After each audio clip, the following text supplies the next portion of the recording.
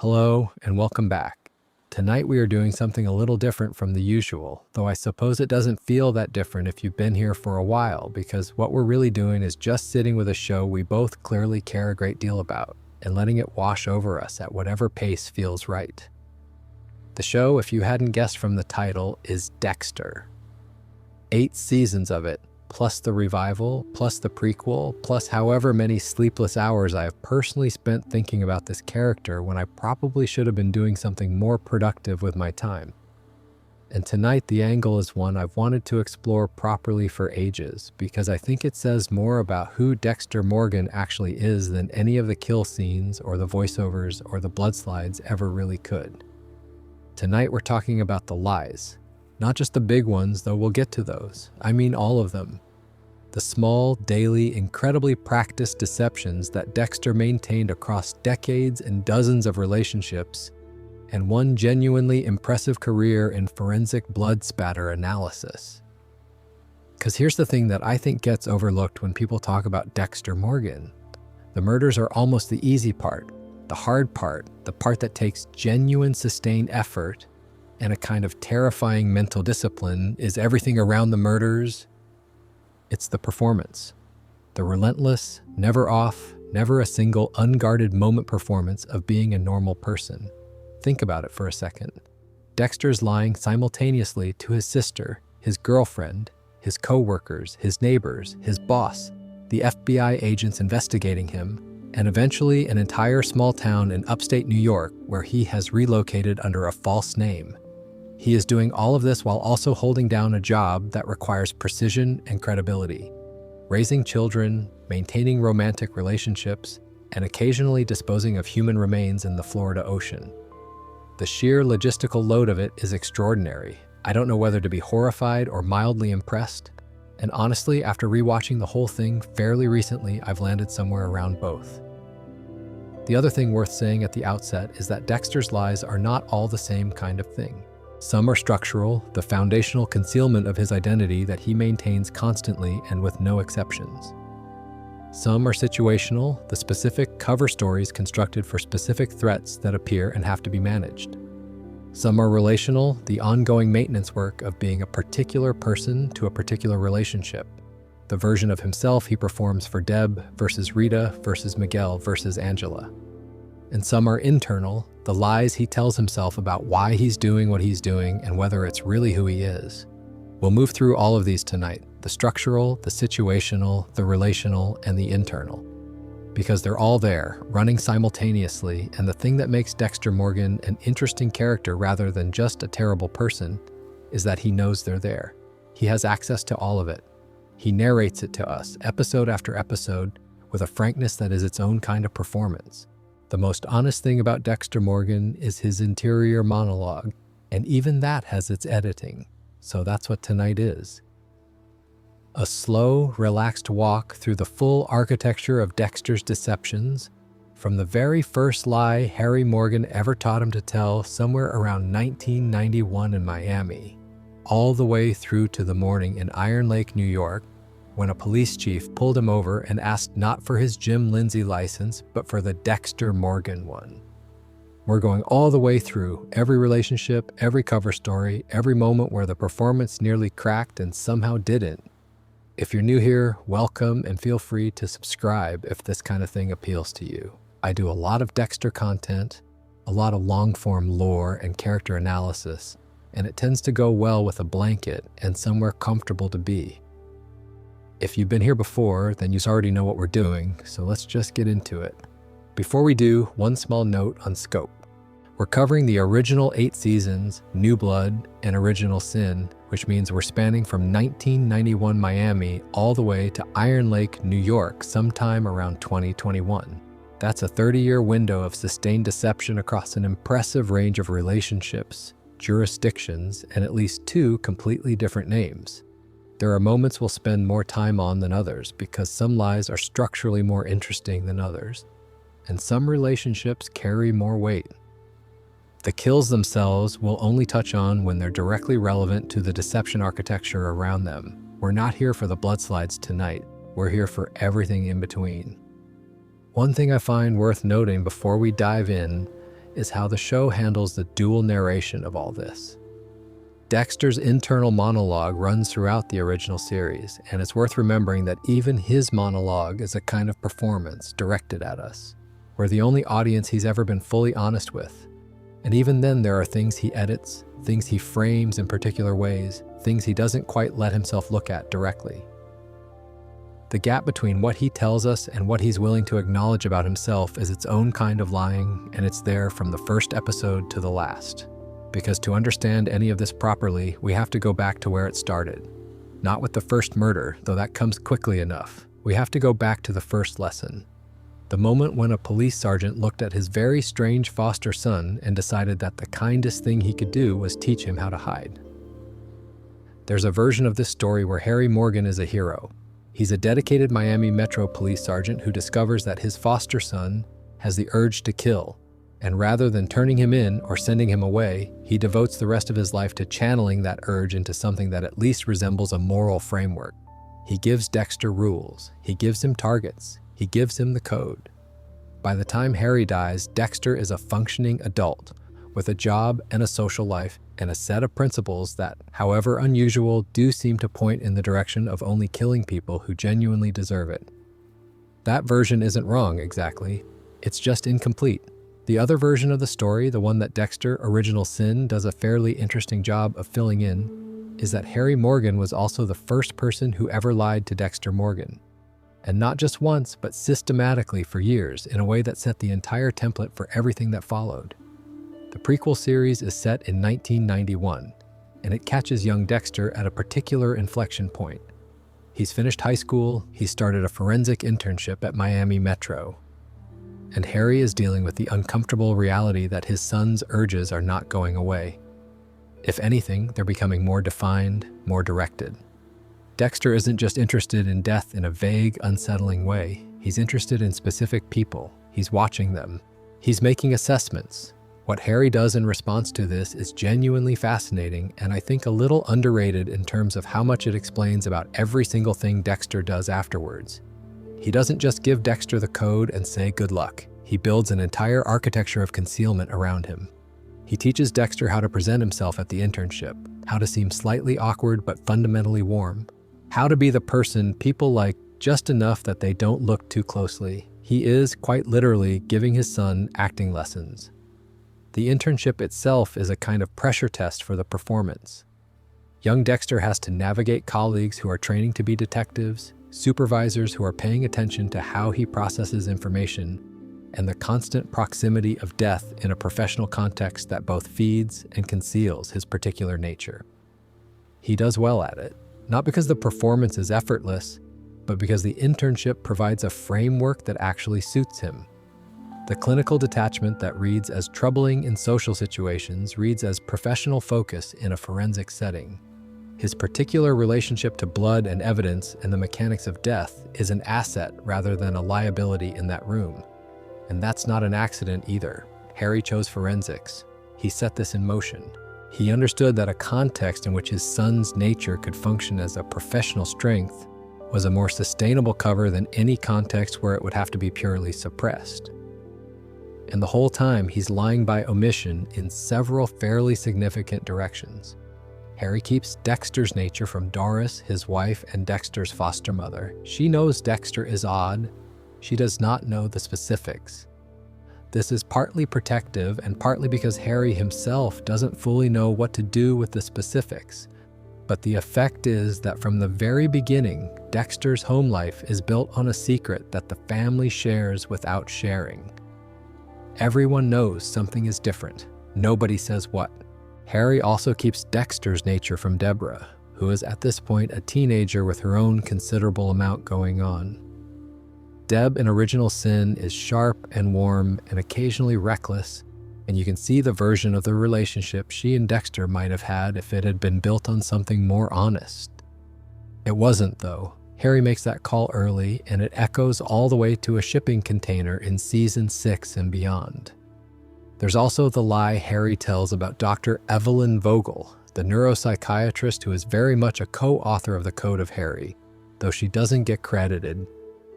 Harry presents the code to Dexter as something he worked out himself, something personal and paternal.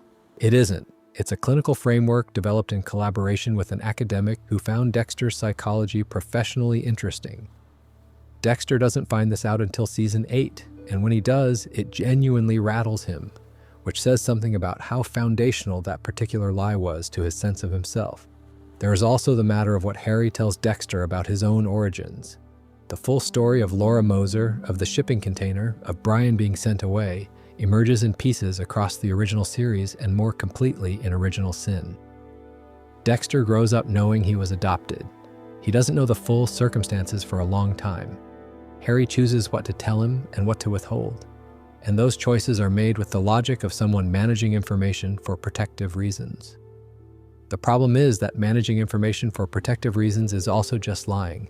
The intent doesn't change the structure, and the structure shapes everything.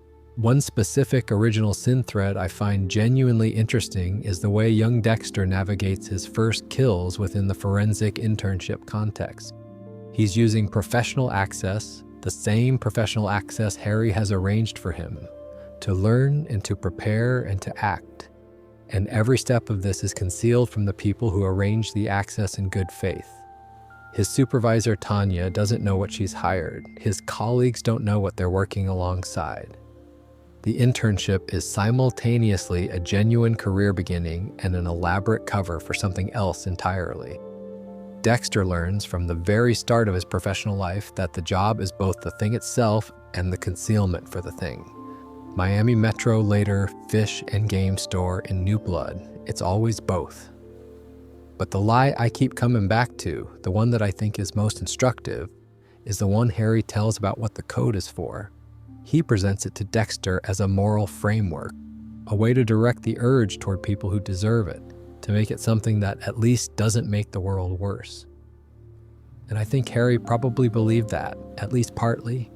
But the code is also, and perhaps more fundamentally, a practical survival mechanism. It's a set of rules designed to ensure that Dexter never gets caught. Don't kill innocent people not just because it's wrong, but because innocent victims get investigated harder. Don't leave evidence not just because tidiness is next to godliness, but because forensic evidence ends careers. The morality and the pragmatism are so thoroughly braided together in Harry's teaching that Dexter spends most of his adult life unable to fully separate them. And that confusion, that inherited inability to distinguish between doing the right thing and doing the safe thing, runs through every relationship Dexter ever has. He tells himself he's protecting people by lying to them. He tells himself that deception is a kindness. He learned that from Harry. There's something genuinely melancholy about the Original Sin framing. You're watching a young man who is clearly intelligent, clearly capable of some version of real connection, learn that the way to be safe in the world is to never let anyone see who he actually is, that the fundamental condition of his survival is performance, and the person teaching him this is someone he loves and trusts completely. Harry is also, in his own way, lying to himself throughout all of this. He's telling himself he's saving Dexter, redirecting something dangerous into something manageable. And maybe he is, but he's also, if you want to be uncharitable about it, creating a serial killer with a very good cover story. The code doesn't eliminate the killing. It just makes it harder to detect. Whether that's salvation or something else is one of those questions the show never quite answers. And I think that's appropriate, honestly. Some questions shouldn't have clean answers. There's also the matter of how Harry dies, which the show handles with a kind of quiet devastation that's easy to miss. Harry sees Dexter perform a kill. He witnesses his son do the thing he spent years helping him do in theory. And the sight of it, the reality of what he's built, is too much. He takes his own life shortly after.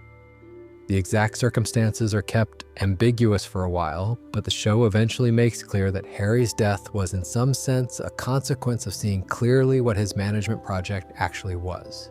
The lie Harry told himself about saving Dexter, the one that kept him going through years of enabling and coaching and concealing, couldn't survive contact with the thing itself. He could tell the story as long as he didn't watch it. When he watched it, the story fell apart. There's something important in that about the relationship between a sustaining lie and the reality underneath it. The lie works as long as you don't fully see what it's covering. When you see it, you have to either rebuild the lie or let go of it entirely.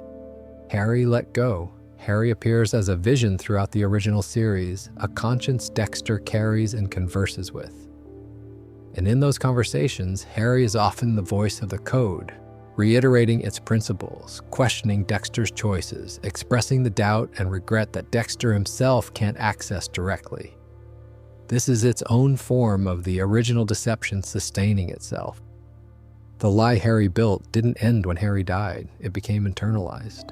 Dexter carries it as a voice, debates it, sometimes defies it. The original deceit became so thoroughly incorporated into his operating system that it runs independently without the original author needing to be present. That's how completely Harry's curriculum took hold. By the time young Dexter finishes his internship and moves toward the adult version we spend 8 seasons with, the template is set. He knows how to present himself, he knows how to read a room and calibrate his performance accordingly. He knows that the lie isn't a temporary measure, it's the plan. It's the whole plan, and it's important to hold on to that when we talk about everything that comes after.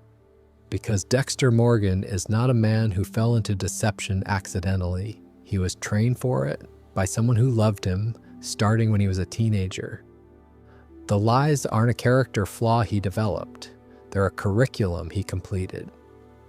Here is something I find endlessly interesting about the original Dexter series. He works at Miami Metro Homicide as a forensic blood spatter analyst.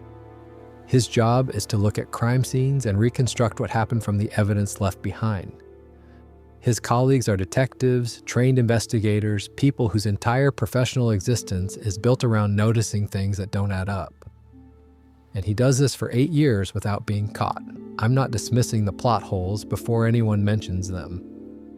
The show has plot holes you could comfortably drive a boat through, and I've got thoughts on those in a separate video. But setting those aside for a moment and just appreciating the performance, it is genuinely remarkable.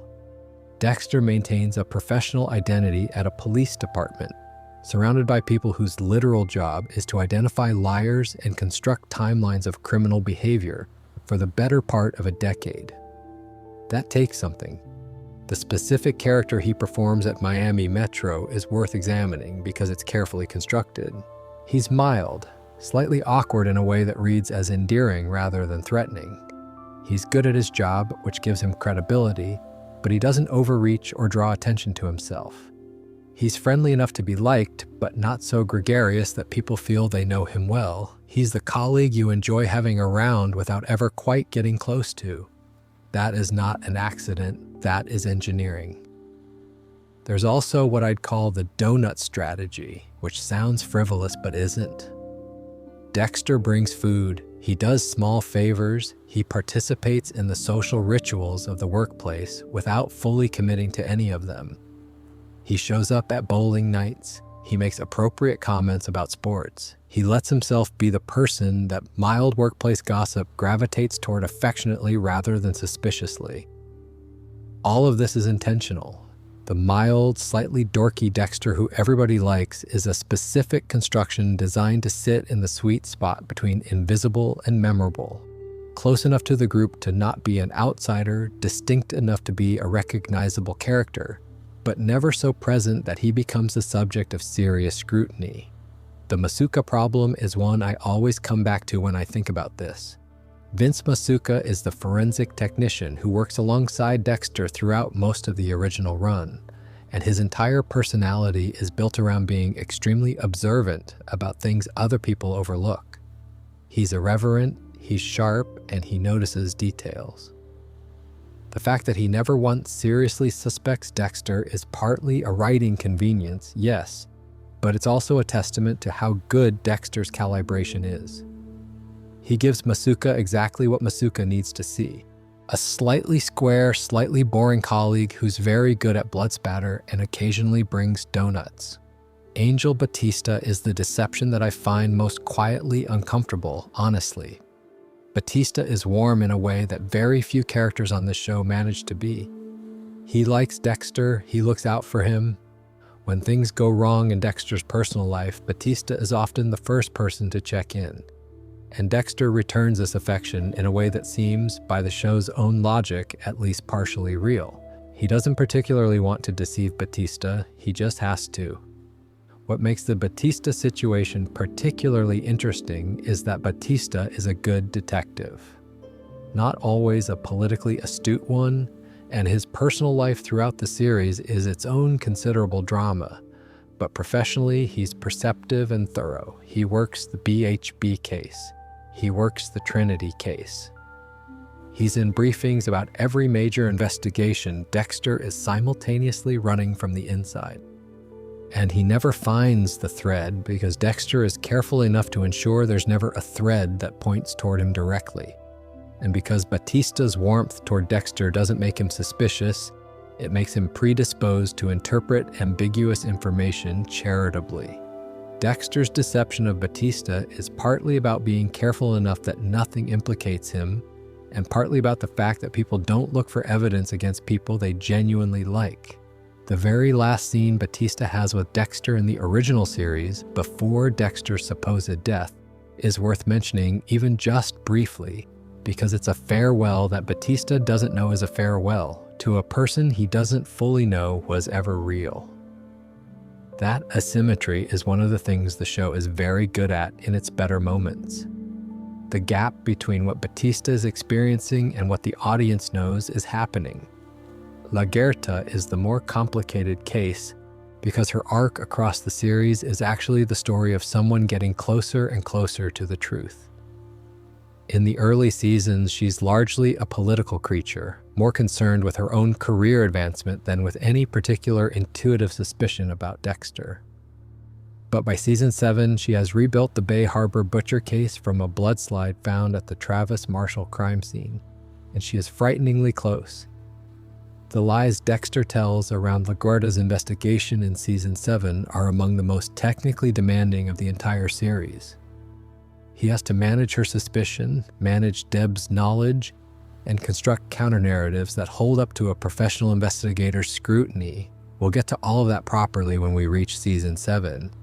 But the professional deception I want to spend a bit of time on here, because it's one of the show's most specific and interesting details, is what Dexter does with evidence. He has access to every crime scene, he processes blood evidence, he writes reports, and he uses all of this repeatedly and with considerable precision to redirect investigations away from himself or his activities.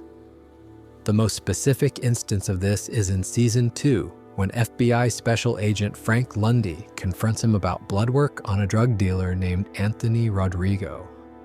The blood work was wrong. It had allowed Rodrigo to walk free, and Rodrigo subsequently disappeared, which placed him on the Bay Harbor Butcher's victim list. Lundy lays this out carefully, and Dexter's response is a masterclass in the specific genre of lying that omits a small truth to avoid a larger one. He admits the blood work was a mistake due to being overworked. He accepts a kind of professional embarrassment to deflect from the criminal reality. Lundy accepts this and moves on because it's a plausible explanation, and Lundy, for all his sharpness, is working from the assumption that Dexter is a person rather than a suspect. Quinn's suspicion arc in seasons 4 and 5 is worth a brief mention because it's one of the more sustained examples of someone at Miami Metro genuinely pushing against Dexter's professional mask. Quinn starts pulling at threads around Dexter's Kyle Butler alias, about which more later, and gets close enough that he hires a private investigator and begins building a file. Dexter's response to this is interesting because it's less about constructing elaborate lies and more about patience. He waits for the investigation to hit dead ends. He lets it run out of steam. The lie of professional normalcy holds partly because Dexter is good at it, and partly because Quinn doesn't have quite enough to take anywhere official. The Quinn arc also illustrates something important about how institutional structures protect Dexter without meaning to. Quinn's unofficial investigation, because it's unofficial, doesn't have the resources or the credibility of something run through proper channels. The evidence he assembles isn't processed or validated in ways that would make it actionable. And when the PI Quinn hired turns up dead in circumstances that implicate Dexter, the pressure is put on Quinn to drop it rather than on Dexter to explain himself. The institution deflects the threat by treating the person raising it as the problem. Dexter doesn't engineer this entirely. The system does some of the work for him because the system's incentives aren't oriented toward finding that one of its own is a serial killer. There's also the broader question of what Dexter's presence at crime scenes enables him to do beyond simple concealment. He gets first access to evidence. He can identify cases that align with his own interests. The entire Bay Harbor butcher operation was partly sustained by his ability to monitor his own investigation from inside the department. He knew what Lundy knew almost as soon as Lundy knew it. That's not just a survival advantage.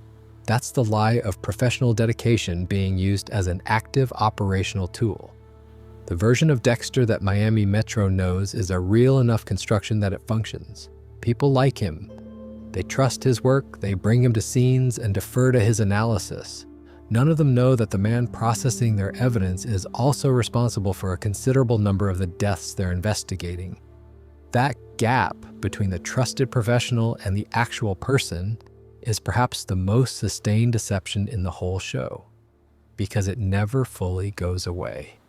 Even in the seasons where other people know who Dexter is, Miami Metro as an institution never does. There is something worth sitting with at the end of thinking about the Miami Metro deception, which is the question of what the job actually meant to Dexter. He didn't choose forensics only because Harry chose it for him. He's genuinely good at it, and he seems to find something satisfying in the work.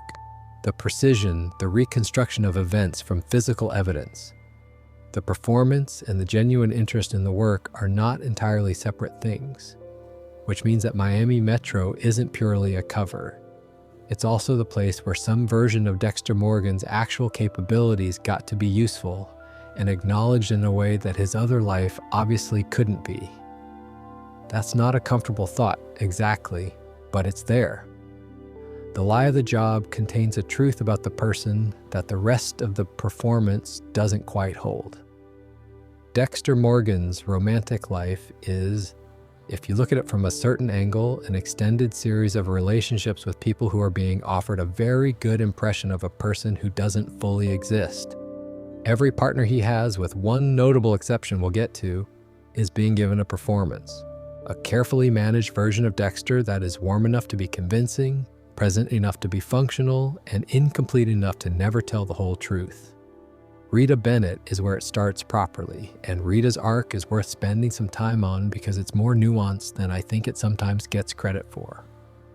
Dexter's internal reasoning when he begins dating Rita is laid out with a kind of uncomfortable clarity in the early seasons. He chooses her, at least initially, because she is a good fit for what he needs rather than for who she is. Rita has come out of an abusive marriage to Paul Bennett, and the aftermath of that relationship has left her cautious about physical and emotional intimacy. She is not, in the early going to push too hard for access to the parts of Dexter he can't show. She is, from a purely practical standpoint, low maintenance in the ways that matter most to someone running a secret life. Paul Bennett reappears as a specific problem in season 2. And the way Dexter handles it is instructive about his approach to deception in his domestic life. Paul is out of prison, he's trying to reconnect with Rita and the children. And Dexter, with a combination of evidence planting and calculated maneuvering, ensures that Paul goes back to prison. He frames Paul, not for the most serious possible offense, but enough to remove him as a complication. He tells Rita something that isn't exactly a lie. He doesn't claim innocence, but he allows a narrative to develop that serves his interests without fully correcting Rita's understanding of what happened. This is a minor incident in the scope of everything Dexter does, but it's worth noting because it shows how the deception operates even in the domestic register. He doesn't just lie to maintain his secret life. He lies to manage the conditions of his relationship, to remove threats to its stability, to keep things smooth. It's not just concealment, it's active management. That calculus is somewhat bleak when you say it plainly, and I think the show knows this. But what the show also does, and I think this is where it gets interesting, is let the relationship become genuinely real in ways that complicate the original strategic logic. By the time Rita is aware of Dexter's supposed drug problem, by the time the children are attached to him, by the time the proposal happens, Dexter's feelings about Rita are no longer purely instrumental. There's something genuine in there, which makes the lies he's telling her simultaneously more understandable and more uncomfortable, because he's not just deceiving a convenient cover story, he's deceiving someone he cares about. The Narcotics Anonymous lie is one of the more structurally elegant deceptions in the whole series, and I mean that in a dark kind of way. Dexter attends NA meetings. Not because he has a substance problem, but because the addiction narrative provides a ready-made explanation for his secretive behavior, his unexplained absences, his occasional emotional unavailability. It's a framework for the lie. It's also, as the show notes with some dry irony, not entirely inapt. Dexter does have a compulsion he can't fully control. The meetings don't help him with his actual compulsion, but the language of addiction turns out to be a surprisingly useful vocabulary for someone trying to describe his situation in terms that other people can understand. The Lila West situation in Season 2 is, I think, genuinely interesting as a detour. Lila is Dexter's NA sponsor, which means the relationship starts inside the lie, built on the fiction of his addiction. And yet Lila almost immediately seems to sense something true about Dexter in a way that Rita doesn't. She's drawn to the darkness in him rather than repelled by it. She reads his controlled presentation and intuits what it's controlling. This makes her dangerous, and Dexter knows it. Their relationship becomes entangled in a way that's partly genuine and partly strategic, because Lila becomes a thread that could unravel things. When Dexter eventually works out from his own forensic analysis that Lila deliberately set her own loft on fire, he says nothing. He files the information away. What the Lila situation reveals, which isn't always foregrounded, is that Dexter's ability to read people is double-edged. He's very good at knowing what other people are concealing. It's part of the same sensibility that makes him effective as a forensic analyst and as a predator.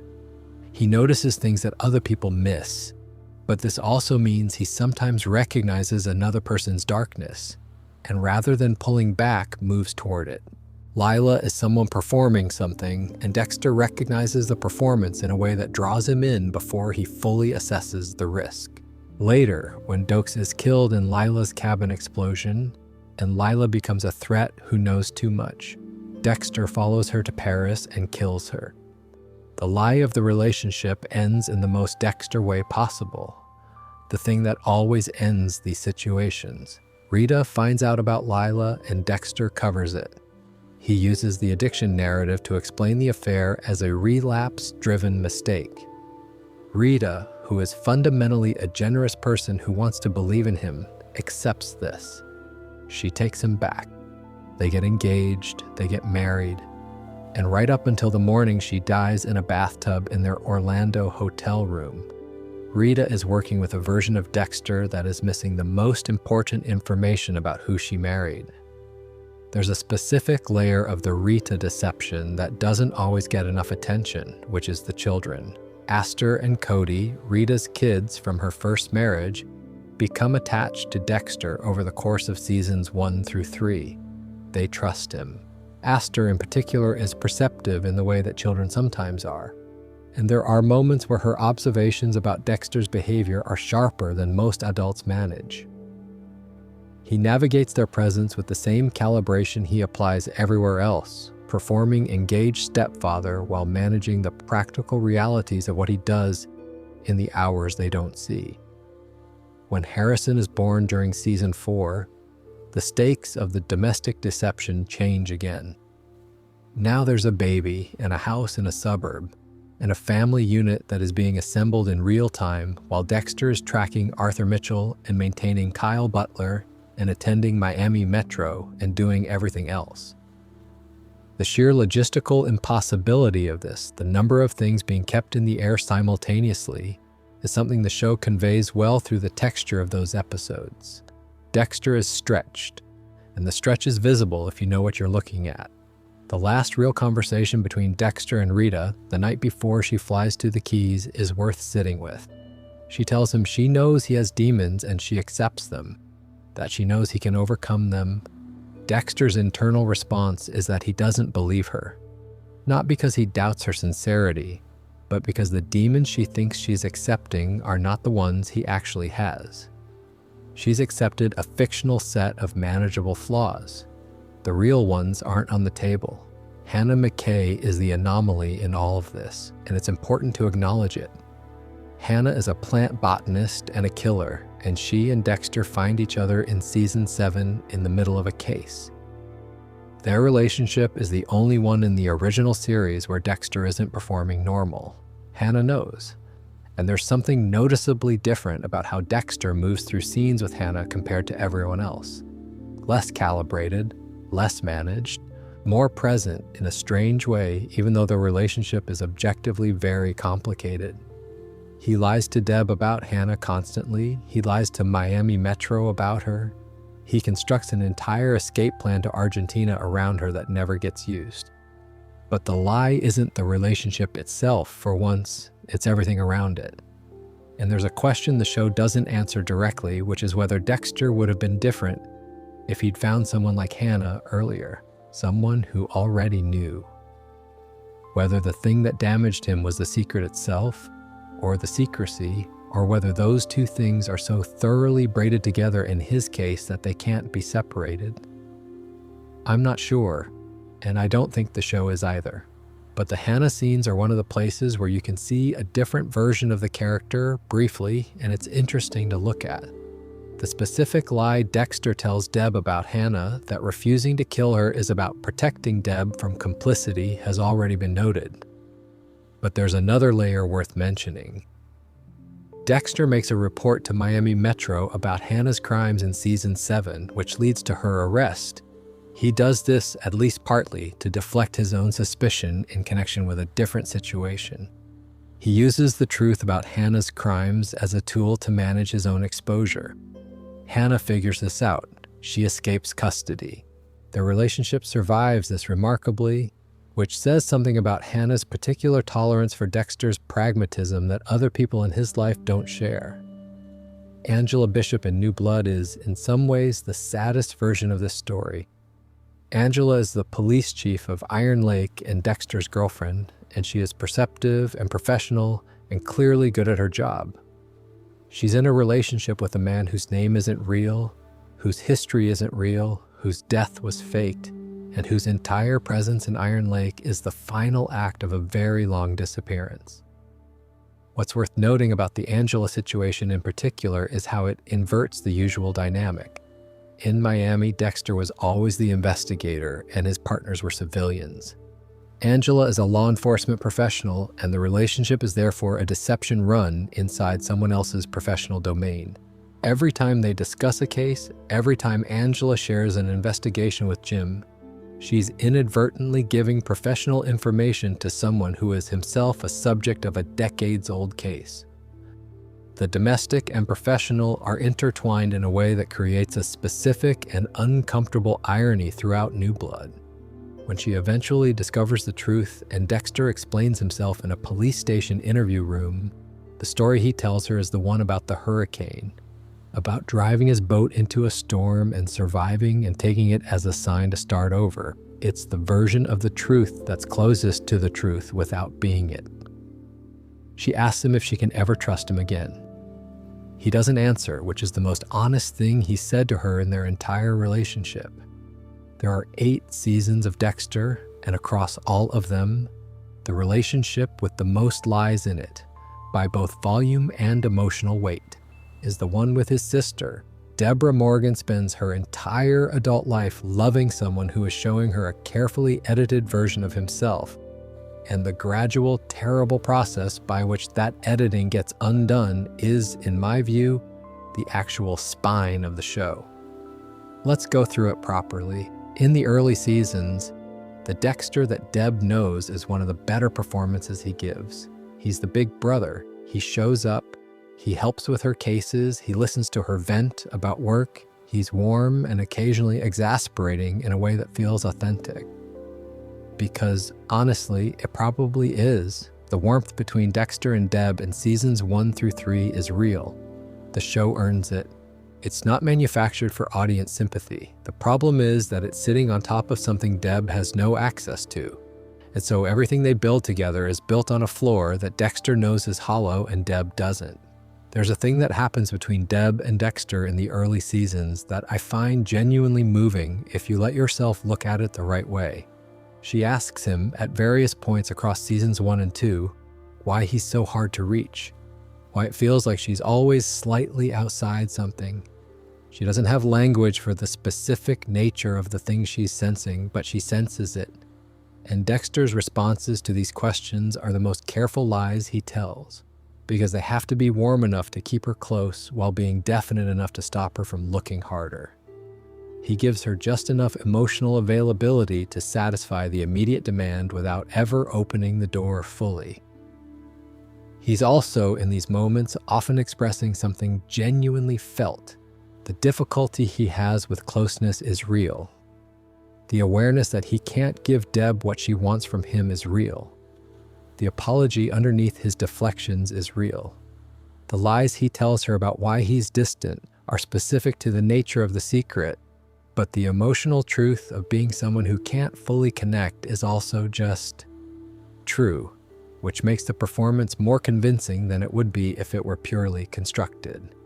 Season 1 sets the template with Brian Moser, the ice truck killer. Moser is Dexter's biological brother, and he's been running a case that Deb is actively investigating. He targets Deb specifically, developing a romantic relationship with her because she's the way to Dexter. Dexter figures out who Moser is before Deb does. He knows the man his sister's dating is a serial killer. He says nothing. He weighs up the situation, the affection he feels for Brian against the risk Brian represents, and eventually kills him in a hospital where Moser has Deb strapped to a table on a bed of Christmas lights, which is very much a thing that happens. Deb, afterwards, is devastated. She had feelings for Brian. She processes his death, his identity, the whole situation, with no idea that Dexter knew earlier than he admitted. And when it all comes out, Dexter performs surprise. He acts shocked about their biological connection. He tells Deb it wasn't her fault that she was drawn to Brian, and she says, "If you hadn't been in my life, I wouldn't be who I am." Which is true in more ways than she knows. Season 2 is the Bay Harbor Butcher season, and I want to reserve most of that detail for its own section because it deserves it. But in terms of the Deb relationship specifically, what happens is that Deb is assigned to work the BHB case under Frank Lundy, and she gets good at it. She makes genuine investigative progress. She's working the case that is going to expose her brother, and Dexter has to watch this happen, steer her away when possible, and perform the supportive sibling through all of it. He watches her fall for Lundy. He watches her work late. He attends the same briefings she attends. It's a particular kind of sustained discomfort that the show captures well.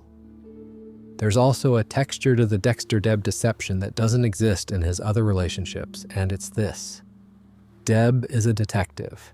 She is trained to notice what doesn't fit. She spent her career reading people and reconstructing events from incomplete information.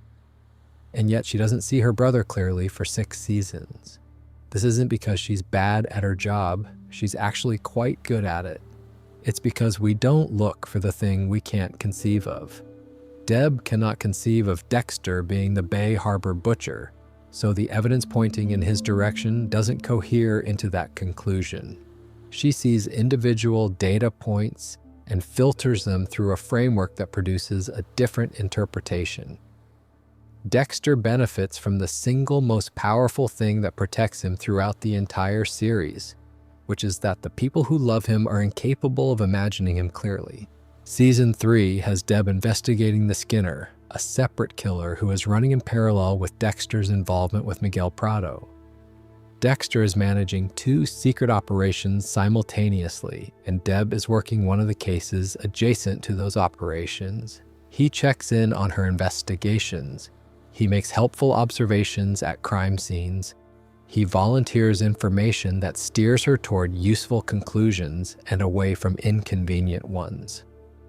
The performance of helpful Big Brother is so fluent by Season 3 that it requires almost no conscious effort on Dexter's part. Season 4 has a specific moment worth noting.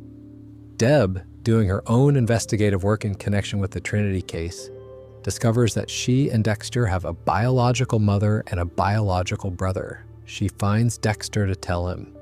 He listens carefully, performing the discovery. He acts shocked. He processes it in front of her in real time. The whole thing is a performance because Dexter already knows all of this. He met Brian. He killed Brian. Deb doesn't know any of that. And so Dexter gives her the reaction she needs, tells her it's a lot to take in, and reassures her that what happened with Brian wasn't her fault. He does it well. He always does it well with Deb. And then there's the shipping container. Season 6, the final moments. Deb has been going to therapy, and her therapist has helped her realize that her feelings for Dexter are more complicated than the sibling bond she thought they were. She goes to find him, to tell him how she feels. She opens the door of a shipping container to find her brother standing over the body of Travis Marshall in a kill room he's constructed. This is the moment the lie ends, or rather the moment the lie changes form. Because here's the thing, and it's something I keep thinking about. Dexter's response to Deb knowing is not to stop lying. He's incapable of that at this point. It's to restructure the lie around the new information she has. Season 7 is the season where this restructuring is at its most visible. Deb knows what Dexter is.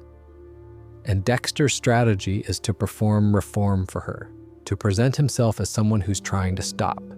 He tells her this in a way that is technically ambiguous, neither a full commitment nor a flat lie, but which Deb receives as a sincere effort. He is not sincerely trying to stop. He continues killing. He gets involved with Hannah McKay, which he hides from Deb.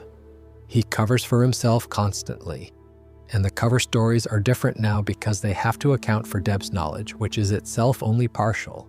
There's a specific and underappreciated thing that happens in Season 5 and early Season 6 that leads up to the shipping container moment. Dexter and Deb grow closer during these seasons in a way that makes the eventual reveal more rather than less devastating. The warmth between them in Season 5 as Dexter processes whatever he's feeling about Rita and Deb is trying to hold herself together after everything she's been through is the most natural they've ever seemed together. The performance is running at its warmest. And it's all still built on the same foundation. There's also the specific matter of Deb's investigative proximity to Dexter's activities in Season 5. We touched on the warehouse scene, where she lets two figures escape without knowing one of them is her brother. But throughout that season, she's also working cases adjacent to what Dexter is doing, receiving information about crime scenes he's processed, relying on his analysis, and all the while, the person giving her the analysis is the person whose activities she'd be closing in on if she were looking in the right direction. The Hannah situation is particularly difficult. Deb wants Dexter to kill Hannah because Hannah fits the code and because Deb, on some level, is threatened by her. Dexter refuses. He tells Deb this is because killing Hannah would cause Deb psychological damage, that she'd have blood on her hands and wouldn't be able to live with it. This is a lie. Dexter refuses to kill Hannah because he's in love with her, or something close enough to love that it functions the same way. He just can't tell Deb that. By Season 8, the relationship has deteriorated in a way that is genuinely hard to watch. Deb is using and self-destructing and has shot a man and become complicit in a cover-up. She is paying the accumulated cost of Dexter's deceptions with her own psychological stability. The show doesn't dramatize this in a manipulative way. It just shows her, diminished in scenes where she used to be the most vibrant presence in the room. There's a moment in Season 8 where Deb says to Dexter something along the lines of, he gets her into trouble, not out of it. She says it with an exhaustion that is different from the more volatile frustrations of earlier seasons. By this point, she knows. She knows what he is. She knows what she's done to protect him. and the knowing hasn't made it better or cleaner. It's just added a different weight on top of everything she was already carrying. When Dexter eventually disconnects her from life support after she's shot by Oliver Saxon and suffers a fatal stroke, it's framed as mercy. And I think he means it as mercy. But it's also, if you want to be clinical about it, the final consequence of a lie that started when they were children and never really stopped. In New Blood, Deb appears as a hallucination. As a conscience, Dexter can't silence even after she's dead. She appears to him in his cabin in Iron Lake, wearing her house robe, calling him a selfish psycho, which is honestly one of the show's more accurate character summaries. The vision of Deb in New Blood is the show's way of acknowledging something it couldn't quite say directly in the original run. That you can't lie to someone for 20 years and then grieve them cleanly. Some part of Dexter carries her as she actually was, sharp and honest and deserving of better, and he cannot put that down. The Deb hallucination is also the show's clearest statement about the audience's relationship to the deception. We spent 8 seasons watching Dexter lie to Deb, with full access to the truth she didn't have. We saw everything, and the vision of her in New Blood asking him to account for himself is also, in a way, directed at us.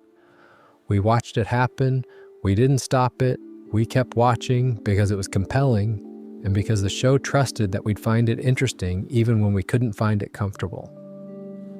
The Deb that haunts Dexter in Iron Lake is the version of the relationship stripped of all its performance, just the woman and the grief and the honest assessment of what he did.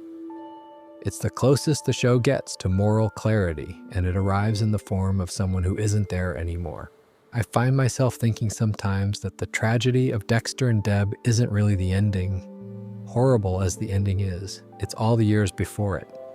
The brother who was always there for her, who genuinely cared, whose love for her was probably the realest thing in his emotional life, and she still never really got to know who she was loving. Season 2 is the season where the central lie comes closest to collapsing, and it's worth going through carefully because the specific deceptions Dexter runs to survive it are some of the most technically interesting in the whole series. The precipitating event is simple enough. A diver finds a garbage bag on the ocean floor near Miami. Then another. Then the investigation determines that these aren't random criminal disposals. There are too many. They're too consistent.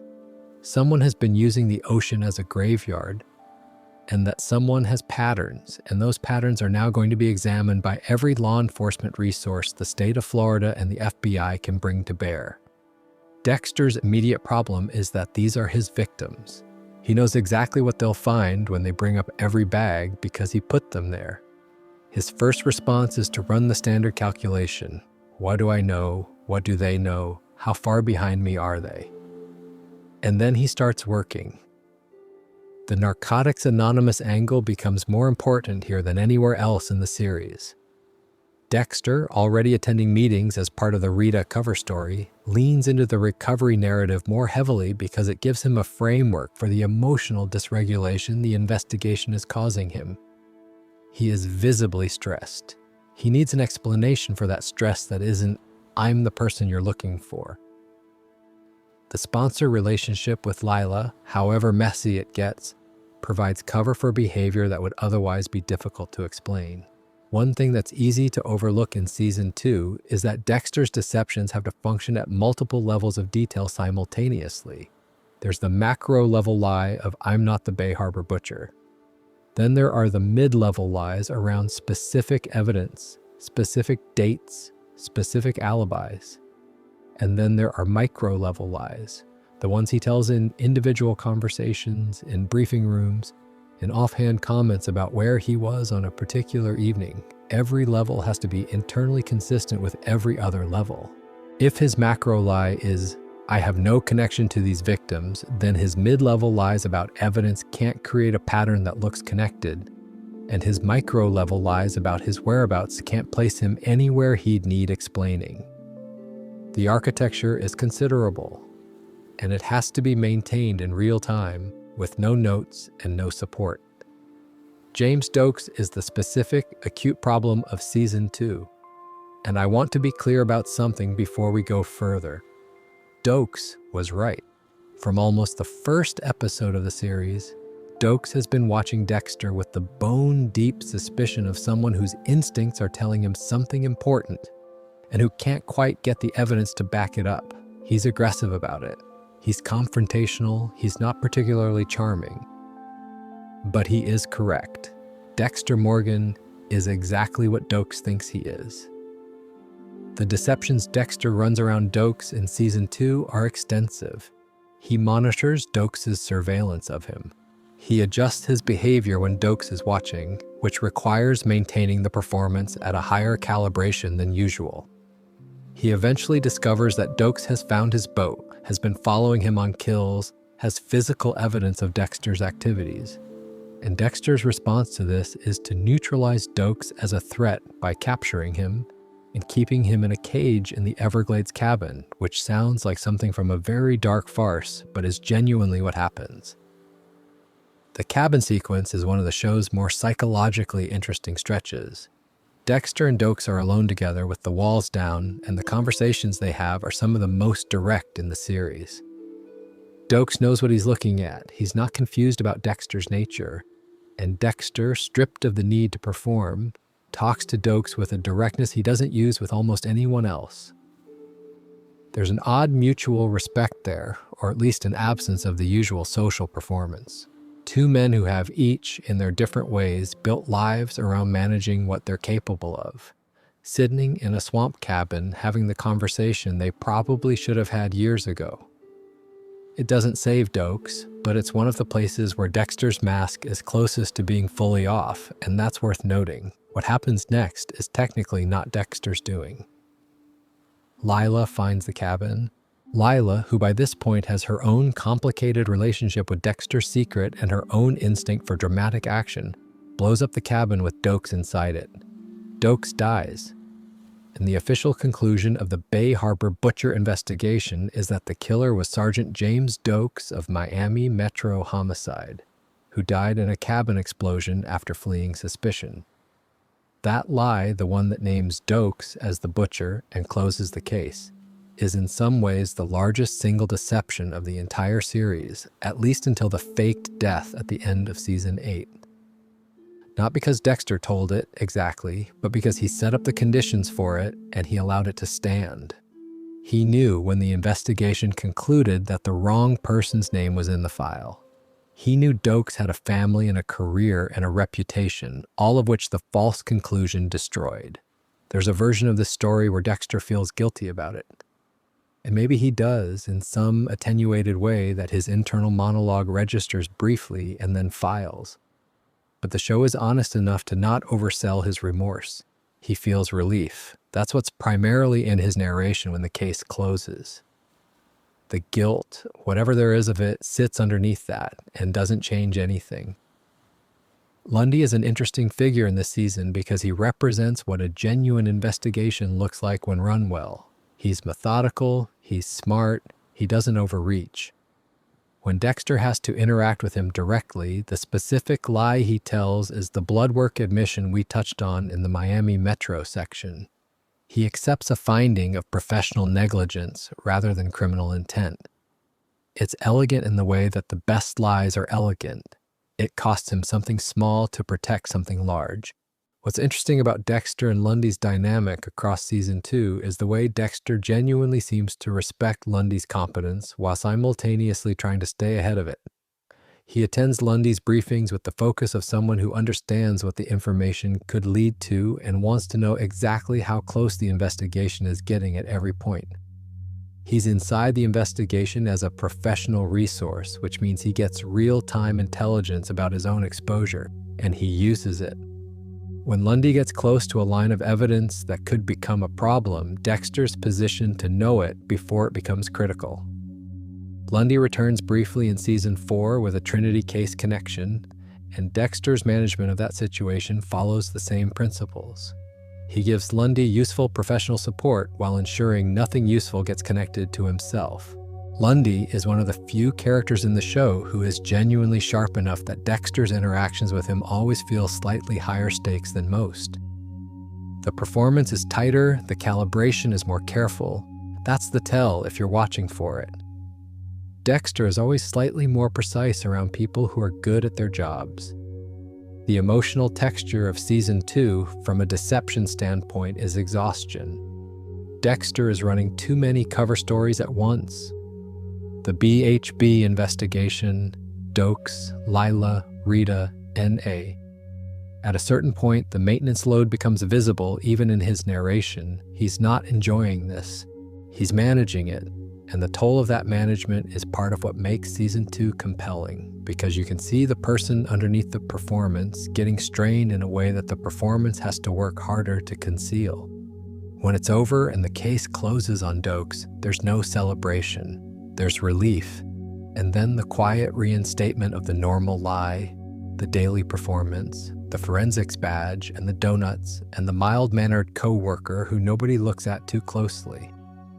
The lie picks up where it left off. It always does. Season 3 is built around a question that the show rarely asks directly.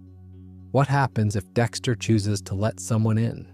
Not because he's forced to, the way Deb eventually finds out, and not because someone gets too close and he has to manage them, but because he actually decides, consciously, to share something real with another person. Miguel Prado, played by Jimmy Smits in what I think is one of the more underrated performances in the series, is an ambitious ADA with a complicated relationship with justice and a family grief that makes him sympathetic even when he's not entirely likable. His brother Oscar is killed in the early episodes of Season 3, and Dexter is tangled up in that death in ways he has to immediately begin concealing. Oscar Prado was killed during what was supposed to be a planned kill on someone else. Wrong place, wrong time, self-defense on Dexter's part, but still. There is a dead ADA's brother, and the forensic analyst who processed the scene also caused the death at the scene, and these facts need to not come together. The initial deception around Oscar Prado's death involves Freebo, a drug dealer Dexter had originally targeted that night. Dexter frames the circumstances around Freebo's eventual disappearance to account for Oscar's death in a way that keeps his own involvement invisible. This is fairly standard Dexter operational practice, using a criminal who's going to disappear anyway as a narrative anchor for evidence that needs somewhere to point. The Freebo lie is one of many in Season 3 that are specific and technical and worked out in detail, the kind of plot architecture that rewards paying attention. Miguel figures it out. He's sharp, and he's been watching Dexter, and there's a particular confrontation early in the season where Miguel essentially presents Dexter with what he knows and waits. And Dexter, in a decision that surprises even himself, doesn't kill Miguel. He doesn't neutralize the threat in the standard way. He talks to him. What follows is Dexter's attempt to build a genuine mentorship relationship, the first real one in his adult life that isn't a parental dynamic or a cover story. He teaches Miguel the code. He takes him through the process. He invests in Miguel as a moral project the same way Harry invested in him. There are scenes in Season 3 where Dexter seems genuinely happy. Not performed happy, though the performance is always present. Actually happy in whatever way that concept applies to him. The scenes with Miguel in the early going, before the relationship curdles, have a looseness to them that Dexter's scenes don't usually have. He's with someone who knows the truth and has accepted it, and the relief of not performing, even temporarily, even partially, is visible in how Michael C. Hall carries the role in those episodes. The structural reality of it, though, is that both men are lying to each other the whole time. Dexter presents the code to Miguel as a moral framework. We only kill people who genuinely deserve it. We follow these rules because the rules matter. This is the language of principle. What he doesn't say is that the code is also, and perhaps primarily, a survival mechanism. He's teaching Miguel a sanitized version of his own operating system, the one Harry sold him, without the full pragmatic substrate underneath. Miguel takes the code and uses it as cover for personal vendettas. He kills a woman named Ellen Wolfe, who is a public defender he finds professionally obstructive. Ellen Wolfe is not a code-appropriate target by any reasonable interpretation. She's a person Miguel dislikes, And when Dexter finds out, the realization sets in that Miguel was never genuinely interested in the code's moral dimension. He was interested in permission. He saw what Dexter could do, and he wanted access to that capability for his own purposes, which means Dexter was deceiving Miguel about the nature of the code, and Miguel was deceiving Dexter about his intentions, and the whole mentor-student relationship was built on a mutual misrepresentation of what each of them was actually after. The Ellen Wolf situation also means that Dexter now knows things Miguel has done that constitute a separate liability. Miguel is no longer just a witness to Dexter's activities. He's a co-conspirator in a murder of someone who genuinely didn't deserve it. The relationship has produced exactly the kind of tangled evidence and shared culpability that the code was designed to prevent. The thing Dexter created to help him survive is now the thing threatening his survival because he tried to share it. Dexter kills Miguel eventually, frames it on the Skinner, and attends the memorial service. He stands in front of Miguel's family and performs grief, which is a specific category of lie that the show returns to at various points and which never quite gets easier to watch. Performing grief for someone you killed in front of people who love that person requires a kind of emotional compartmentalization that Dexter has clearly practiced, but that still leaves a mark in how he carries himself in those scenes. The other layer of season 3 is Rita. Rita is pregnant, and Dexter is simultaneously planning a wedding and planning a murder, and the domestic logistics of this are handled with a kind of dark comedy that the show does quite well. He's picking centerpieces and also working out how to dispose of Miguel. The wedding itself happens in the finale, and there's something genuinely surreal about watching Dexter commit to a legal and social institution built on honesty and shared life while in the middle of one of his more active periods of sustained criminal deception. I think season 3 is underrated in the context of the lies because it shows the specific failure mode of Dexter's approach to connection. He can't share himself genuinely, so every relationship he tries to build on real terms ends up being corrupted by the things he's withheld. He wanted a friend in Miguel. He genuinely did. But the version of himself he could show Miguel was incomplete enough that the friendship was always going to be built on sand.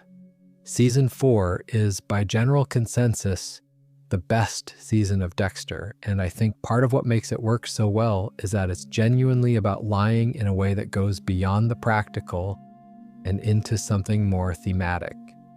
The Trinity killer, Arthur Mitchell, is not just an antagonist. He's a mirror.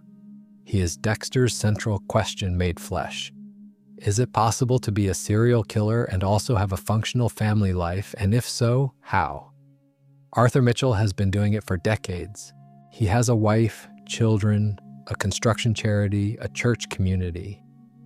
He presents as a devoted family man and is celebrated for it. He's played by John Lithgow with a very specific quality that I'd describe as warmth that keeps curdling. The warmth is real. The devotion is real. And underneath all of it, there are patterns of violence that his family lives in daily proximity to without fully understanding what they are. The Mitchell family's performance is one of the season's more uncomfortable threads because you can see how thoroughly it mirrors what Dexter himself is trying to build. Sally Mitchell has learned over decades of marriage how to present her family in public in ways that don't acknowledge what happens behind closed doors. Jonah Mitchell has been taught to love a father who is also a threat. Christine Hill, Arthur's daughter from an earlier relationship who turns up as a journalist dating Quinn, has been so thoroughly shaped by her connection to Arthur that she becomes dangerous in her own right, trying to protect him. The performance of Normal in the Mitchell family has consumed everyone inside it. Dexter sees this and doesn't fully recognize what he's seeing. He's looking at Arthur as a model, studying him for the technique rather than the toll. This is one of season 4's central ironies. Dexter is so focused on understanding how Arthur manages the dual life that he doesn't adequately process what that management has done to Arthur's family over time. He's taking notes on the wrong part of the lesson. Dexter becomes fascinated. Not in a purely clinical way, or at least not only that. He sees in Arthur someone who has managed the impossible balancing act that Dexter himself is attempting with Rita and the kids in Miami Metro, and he wants to understand how it's done. This is the lie he tells himself in Season 4, that studying Arthur will make him better at being the person he's pretending to be. To get close to Arthur, Dexter creates a new identity, Kyle Butler. He introduces himself to the Mitchell family as a fellow Four Walls, One Heart volunteer, the charitable housing organization that Arthur runs. Kyle Butler is a specific construction, warmer than Dexter Morgan, and more emotionally available, designed to fit inside Arthur's world without disrupting it. Dexter maintains Kyle Butler across multiple interactions with Arthur's family, including his son Jonah and his wife Sally, and builds a relationship with them that is as false as everything else he does, but that contains, in the interactions with Jonah particularly, some moments of genuine feeling. The Kyle Butler lie is particularly complicated because it has to run parallel to the Dexter Morgan lie at Miami Metro. Miami Metro is working the Trinity case. Dexter is supposed to be helping them find a killer he has already identified. He attends briefings about Arthur Mitchell while maintaining a friendly relationship with Arthur Mitchell. He steers the investigation when he can, buys time when he needs it, and performs surprised engagement when new evidence emerges that he already knows about.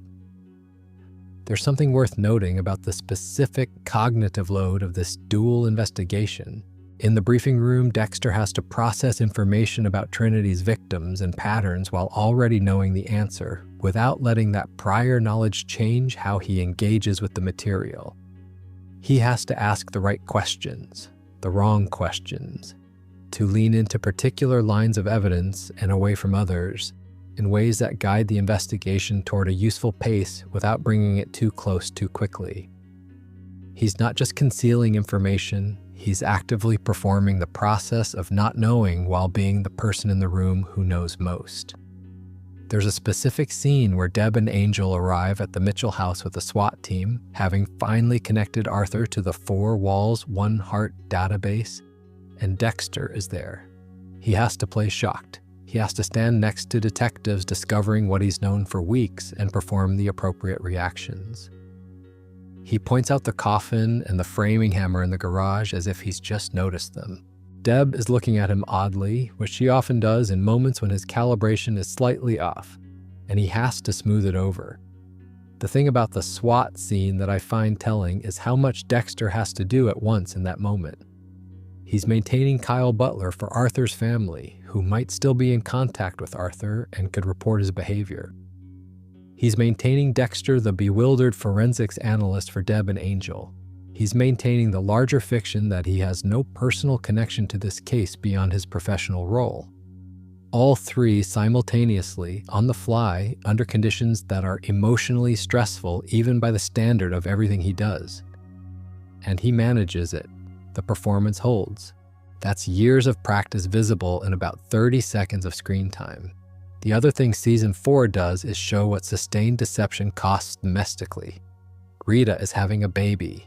There are stepchildren who are attached to Dexter and beginning to depend on him.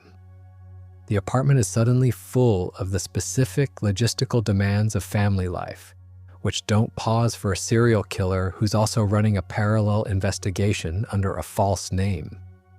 Dexter is exhausted in ways the show makes visible, not dramatically, but in the way he moves through domestic scenes. The performance is getting harder, and then there's the final consequence. Arthur murders Rita. He finds her through Dexter's real name, which Arthur had extracted from Kyle Butler's car registration during one of their interactions. The false name kept Dexter safe, but connected his real identity to his family when Arthur went looking. Rita is killed in a bathtub in an Orlando hotel room.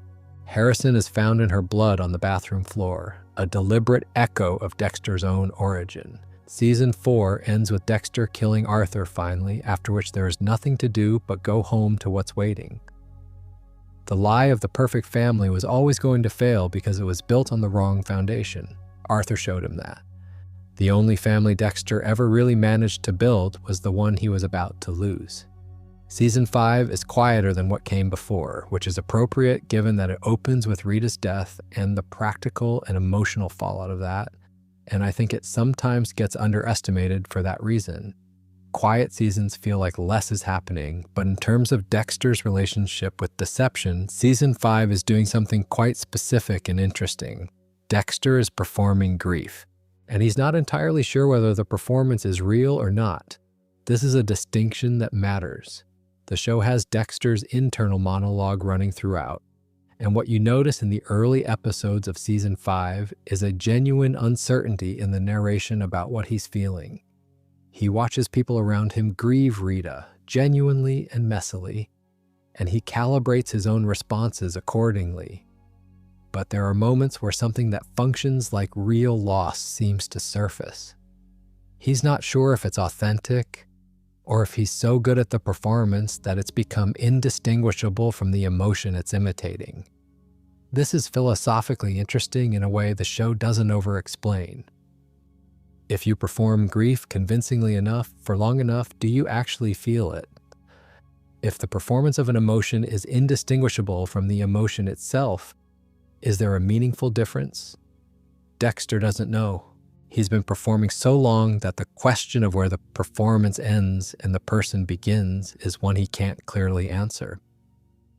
Season 5 is the season where that uncertainty is most visible, because Rita's death is the kind of event where the performance would be most demanding if the grief were purely constructed, and least demanding if it were genuine. There is a specific moment early in Season 5 at the police station in the aftermath of Rita's death, where Dexter's grief performance does slip slightly in a direction nobody in the room interprets correctly. He's holding Harrison. He says something about being unable to feel the right things. Everyone around him attributes this to shock. It probably is shock, at least in part. But it's also Dexter Morgan standing in a room full of people offering him genuine sympathy for something he's experienced through a layer of glass, and not being entirely sure whether the glass is real or not. The professional deception at Miami Metro in Season 5 is delicate. His colleagues know he's a widower now. They know Harrison exists. They're watching him with a concern that is warm, but also, from Dexter's perspective, an additional thing to manage. He has to perform a specific version of grief and recovery that is convincing without being so convincing that it invites too much scrutiny. The calibration required is precise. What's interesting about the grief performance in Season 5 specifically is that Dexter doesn't get to grieve privately. He has no private space where the performance is off. Even in his apartment, even in his internal monologue, there's a quality of observation about his own emotional states that is more analytical than raw. He watches himself mourn and assesses whether what he's watching is real. The closest thing he gets to unmanaged emotion in this season comes during his interactions with the people who are part of finding the Jordan Chase victims, where something that looks like genuine anger emerges. It's directed outward at specific people, which is different from the internal processing of loss. He's better at outward anger than inward grief, probably because outward anger has a direction. Into this comes Lumen Pierce. She's a young woman who was held captive and tortured by a group of men connected to a motivational speaker and predator named Jordan Chase. Dexter finds her in one of his kill rooms, having arrived there in ways neither of them fully intended. Lumen knows what he is because she sees what he does, and rather than running, she asks to help. She wants to find the men who hurt her. She wants to finish it. This is the second time Dexter brings someone deliberately into his world, and it's different from the Miguel situation in important ways. Lumen isn't interested in the code as a concept. She's interested in specific men who did specific things, and Dexter's capability is the only tool available that she can see clearly. Their partnership is built on a shared project rather than on Dexter performing normal for someone who's supposed to believe in it. The specific lie Dexter tells on Lumen's behalf to Sonia and to Miami Metro and to everyone who asks about the woman he's occasionally seen with is a succession of simple misdirections. She's a friend. She needed somewhere to stay, nothing to see. The ease with which he deploys these suggests he's done this kind of thing before, which of course he has, though usually he's covering for himself rather than for someone else. Covering for Lumen is an unusual position. He's deploying his deception skills in a direction that isn't purely self-interested. What's interesting about the deception in Season 5 is where it's directed. Deb is working the same case from the investigative side, following the Jordan Chase victims. Dexter has to manage this carefully. He has to ensure that Deb's investigation gets close enough to be useful, specifically in the sense that official police attention on Jordan Chase keeps him accessible, but not so close that it collapses onto him and Lumen before they've finished. The warehouse scene is one of the series' more quietly significant moments. Deb arrives at what has been a kill room. Two figures are there, and they escape before she can identify them. Deb subsequently concludes that the victims were executed by someone vigilante, someone with knowledge of what these men did, and she lets it go. She doesn't report it in the way she should. She makes a judgment call, and she doesn't know that the two figures she let escape are her brother and a traumatized woman he's been helping hunt killers. What happens in that moment is interesting because it's one of the few times in the series where someone's better instincts work in Dexter's favor without his engineering. He doesn't manipulate Deb's decision to let it go. She makes that choice entirely on her own, from her own moral assessment of the situation. And the irony is that the one time someone's integrity and empathy lead them to protect Dexter, they're doing it without knowing they're doing it. Lumen leaves at the end of Season 5. The darkness in her, as she describes it, is gone. The urgency that made her a partner in this work is resolved, and without it, she's just a person who knows too much about what Dexter does and can't live inside that knowledge indefinitely. She goes. She's the only person in the original series who gets to do that. Know the truth and leave and keep living. The show doesn't editorialize about this too much, which is the right call. It just lets her go and lets Dexter return to being alone with his lie, which is where he started. Season 6 is the season that ends everything, in the sense that the lie Dexter has been maintaining with Deb ends in a shipping container with a dead body and a syringe and blood that isn't going anywhere. But before we get to that finale, it's worth spending some time with what's happening earlier in the season, because the deceptions of Season 6 have their own particular texture. What's worth paying attention to in Deb's Season 6 arc is that her therapy subplot is the thing that directly causes the shipping container moment. She's been in therapy, working through the Frank Lundy trauma and her complicated feelings about her life and her choices. And her therapist helps her identify that her feelings for Dexter are more intense and more complex than a typical sibling bond. She's going to tell him how she feels. That decision, made in a therapist's office, sets in motion the chain of events that ends with her walking into the wrong door at the wrong moment. The honesty that Dexter can never quite manage is the very thing that undoes 6 seasons of his concealment. The truth finds a way in, even when it's Deb's truth rather than his. Brother Sam is a character who doesn't get enough credit for what he does to Dexter's internal landscape in this season. He's a reform killer with a genuinely peaceful presence, running a garage and doing legitimate work with people the system has written off. Dexter connects with him, and the connection seems real.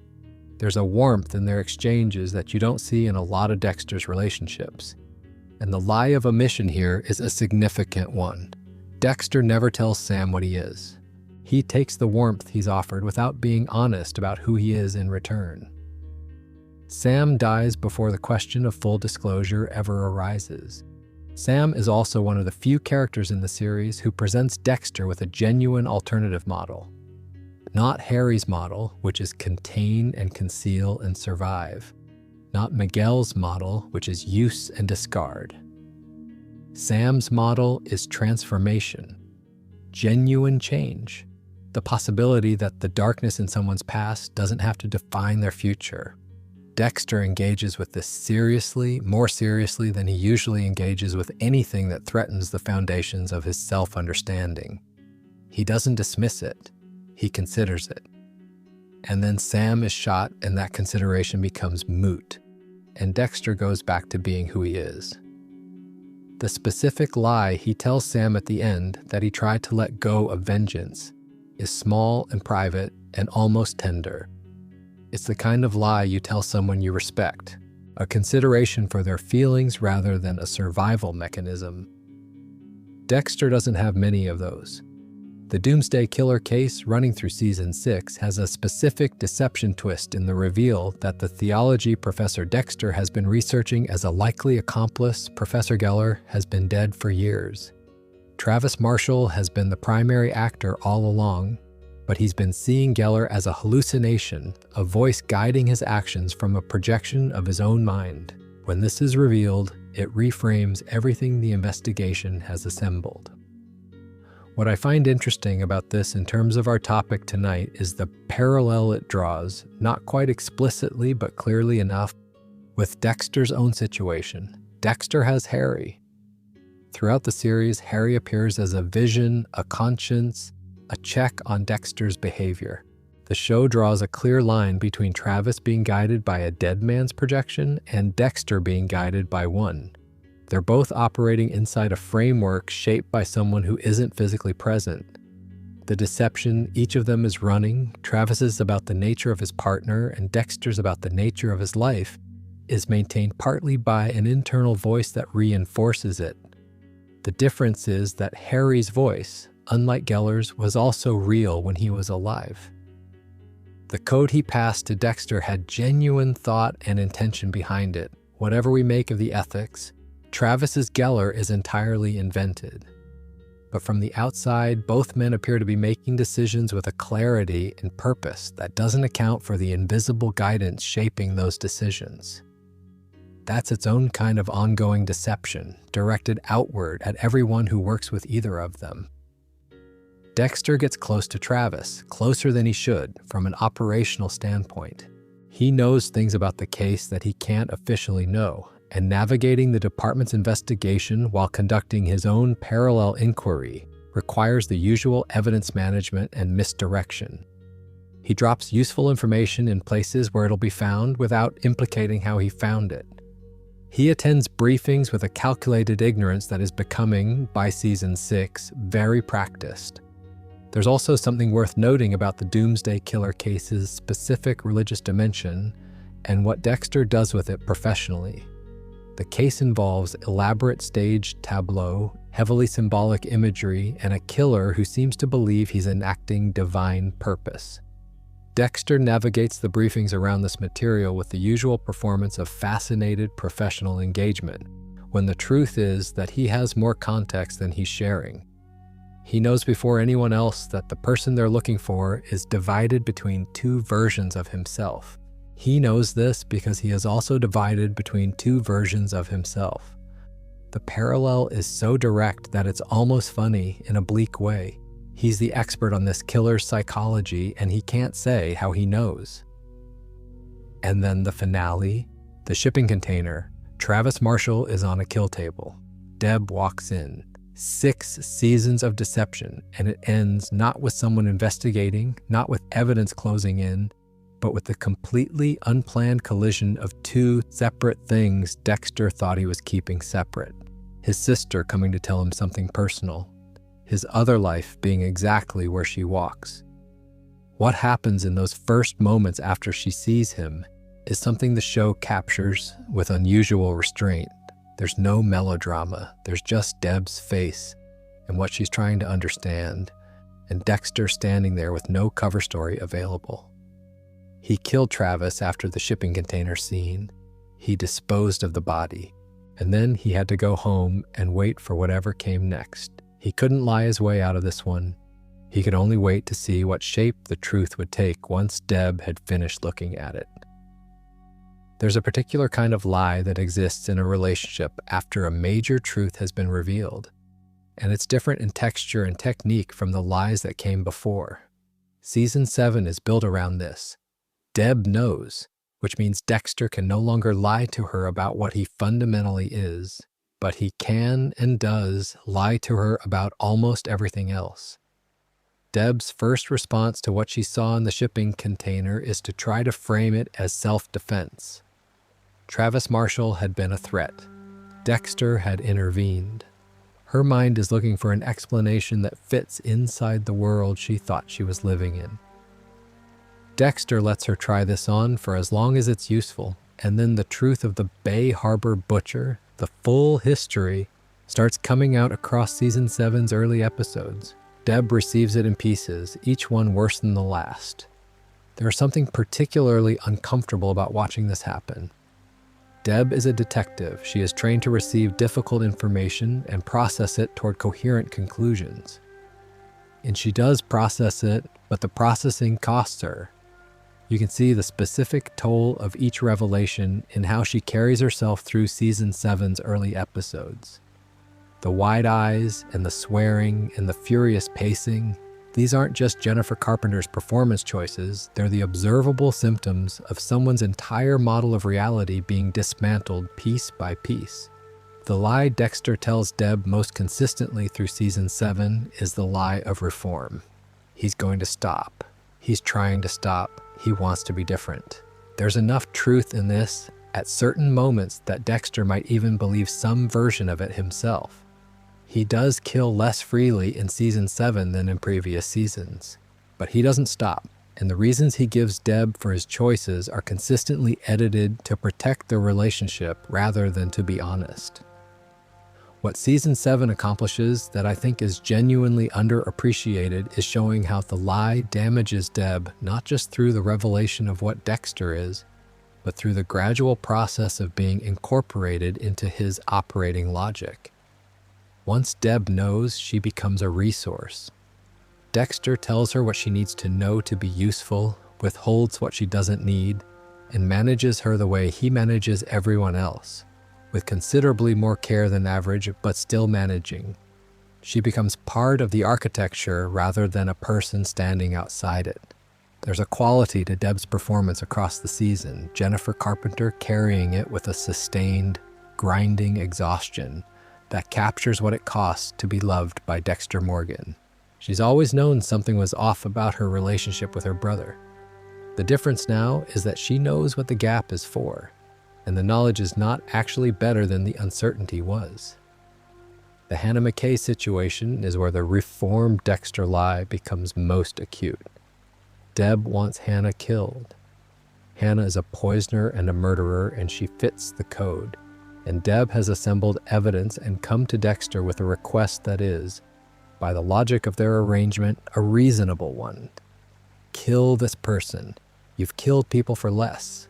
Dexter refuses. He tells Deb the reason is that he's trying to protect her, that he doesn't want her to have blood on her hands, that he cares too much about her psychological well-being to let her be complicit in this. He delivers this in a way that is so fluent and so apparently caring that you can see Deb almost accept it even through her frustration. But he's in love with Hannah, or something close enough that the emotional logic is the same. That's the real reason. He can't tell Deb that. The Isaac Serco thread adds another layer. Victor Baskov, a Koshka Brotherhood member, was killed by Dexter earlier. Isaac Serco is Victor's partner and is now trying to kill Dexter for it. When Dexter tells Deb there's an armed man trying to kill him and she asks why, his answer is heavily edited. He tells her enough to get her cooperation in managing the threat without telling her the origin of it. Deb is trying to protect her brother from a threat that exists because of something her brother did that she doesn't know about. Even inside the partial truth of their new arrangement, Dexter is still withholding, still managing, still giving her only the parts of the picture that he's calculated she can handle. LaGuerta's investigation is, for me, the most genuinely tense stretch of the show after the Bay Harbor Butcher season because she's working from the correct premise. She has a blood slide that shouldn't exist. She knows blood slides were the Butcher's signature, and the one she found at the Travis Marshall scene doesn't fit any narrative except the true one. She rebuilds the case methodically, interviews, evidence, timeline. Dexter monitors it from inside Miami Metro, steers Deb's responses when LaGuerta gets close, and constructs counter-narratives as needed. One specific move is to redirect suspicion toward Tom Matthews, giving LaGuerta an alternative explanation that uses something real, Matthews does know things, to protect something larger. It's elegant in the same way the Rodrigo blood work admission was elegant. LaGuerta is not wrong, LaGuerta is doing her job. And the lie Dexter has been telling his entire professional life is finally producing consequences for someone who deserved none of them. He didn't plan the ending of it. Dexter didn't choose for Deb to be the one who resolved the problem. He created conditions over years, and those conditions produced a moment that required Deb to make a catastrophic choice. The moral weight of that doesn't become lighter for being distributed across several steps. It stays with the person who started the chain. What ultimately happens is that Deb kills LaGuerta. LaGuerta has Dexter cornered in the shipping yard. Deb arrives, she makes a choice in a moment of crisis that she will carry for the rest of her life. She pulls the trigger to protect her brother. Dexter didn't ask her to do it. He didn't plan it. But he created the conditions. He built the situations that put his sister in a room where those were her options. Every lie he told over 7 seasons narrowed the path she was walking until the only direction left was that one. By the time season 8 starts, Deb has left Miami Metro and is working as a private investigator, which is one of the show's quieter pieces of sad irony. She's using her skills without the institutional framework that held her life together. She's using substances. She's making choices that are recognizably the choices of someone who has lost their bearings. All of it traceable in a direct line to what Dexter's deceptions cost her over years, and then what the full revelation cost her all at once. Season 7 ends with Deb as someone who has crossed a line she can never come back from. And she crossed it for a person who never fully told her the truth. Season 8 is about endings. It tends to get a rough reception from fans, and some of that criticism is fair. But in terms of what it does with Dexter's relationship to deception, it's doing something fairly interesting that I think gets lost in the noise about the finale. Dr. Evelyn Vogle arrives at the start of season 8 carrying a secret she's held for years. She helped Harry design the code. She is, in a meaningful sense, Dexter's co-architect. Dexter learns this early in the season and has to process it, which he does in characteristically understated fashion. But the revelation reframes everything he understood about the code's origins and about Harry's relationship to it. The thing he was told was a personal, paternal gift turns out to have had a clinical co-author with her own interest in the outcome. The foundation of the lie, the original one Harry built, gets wobbled. Dexter's response to finding out about Vogle is instructive. He doesn't rage about it. He doesn't feel particularly betrayed, or at least he doesn't perform betrayal in a way that suggests it runs deep. He processes it and incorporates it into his existing model, which says something about how thoroughly the lies of his childhood have been metabolized. He was raised inside a deception, and when he discovers another layer of it, his reaction is adjustment rather than outrage. This is what being trained to accept managed information looks like from the inside. The brain surgeon case, which runs through season 8, involves Dr.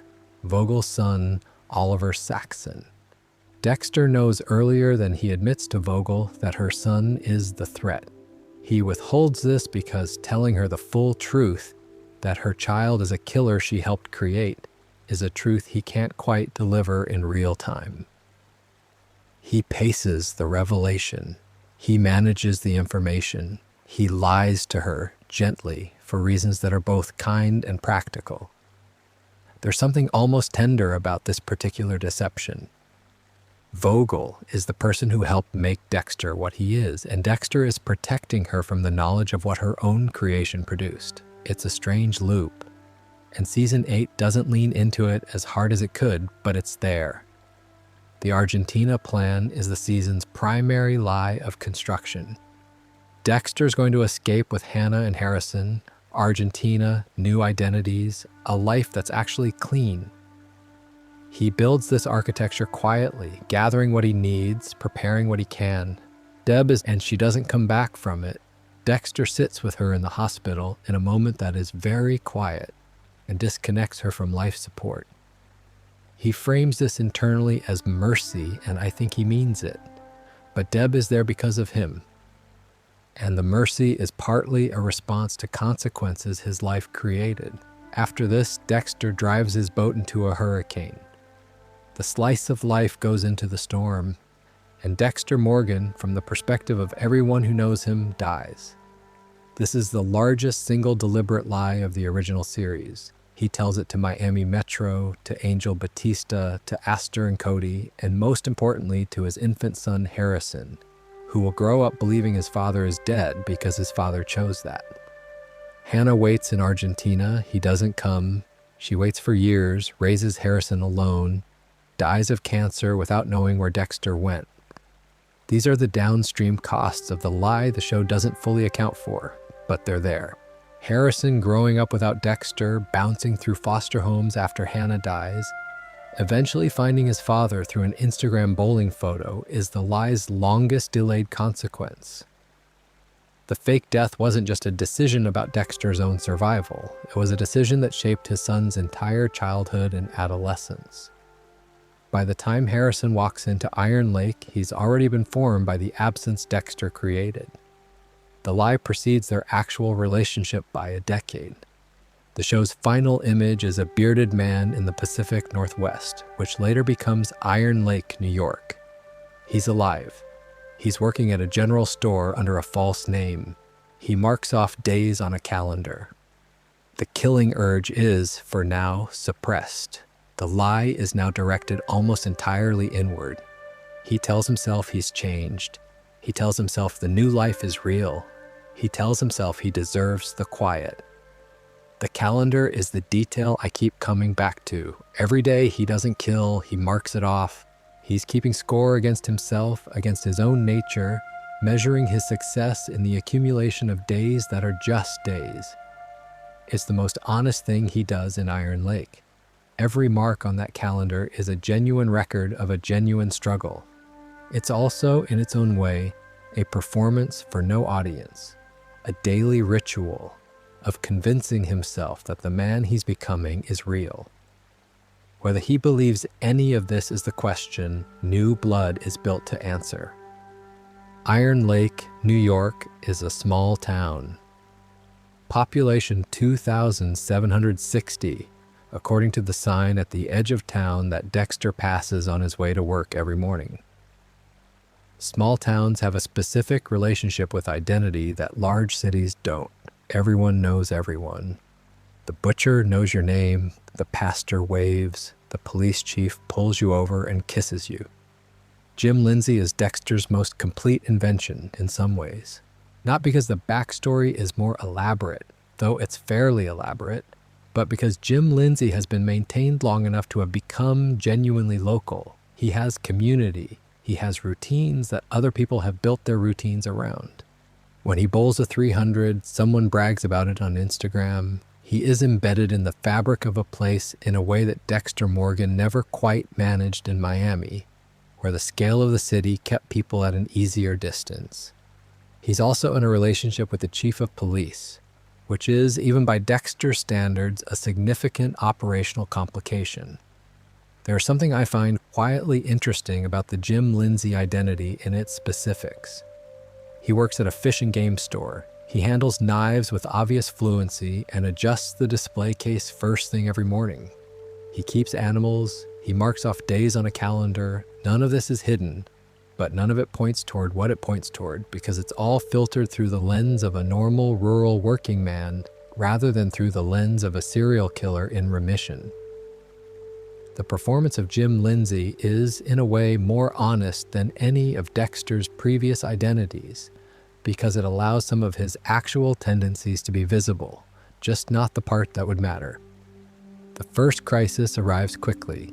Matt Caldwell, son of local power broker Kurt Caldwell, shows up at Fred's Fish and Game and talks about being a hunter, and Dexter identifies him as someone responsible for multiple deaths. He kills Matt Caldwell in the woods. Then a search party is organized, and Dexter participates in the search for the man he's killed, using his RTV to cover his tracks under the guise of helping.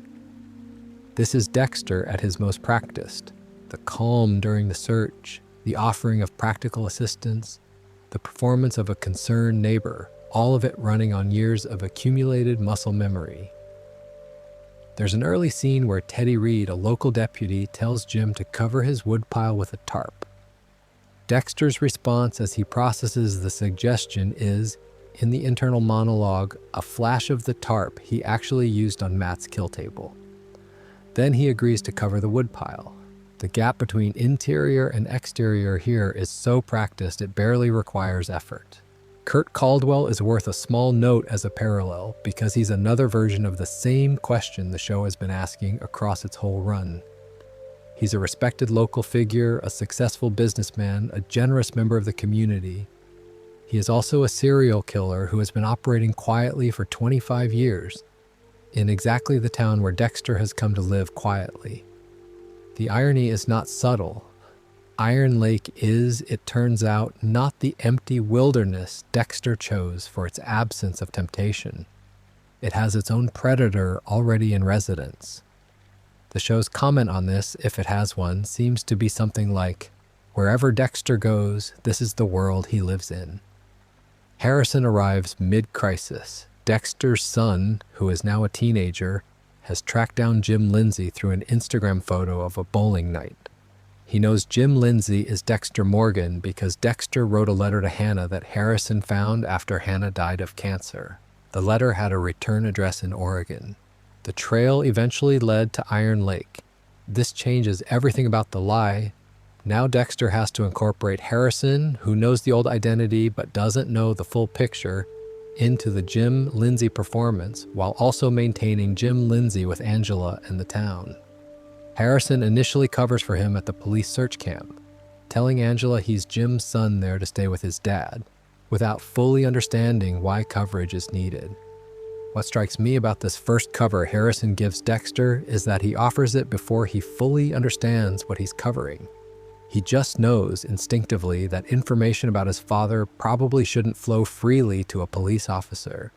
And Dexter's internal response to this, the like father, like son observation, is delivered with a kind of wry recognition that is one of the more honest moments of New Blood's early episodes. Harrison has absorbed his father's operational instinct through absence rather than presence. Whatever Dexter built into him, it isn't the explicit curriculum Harry gave Dexter.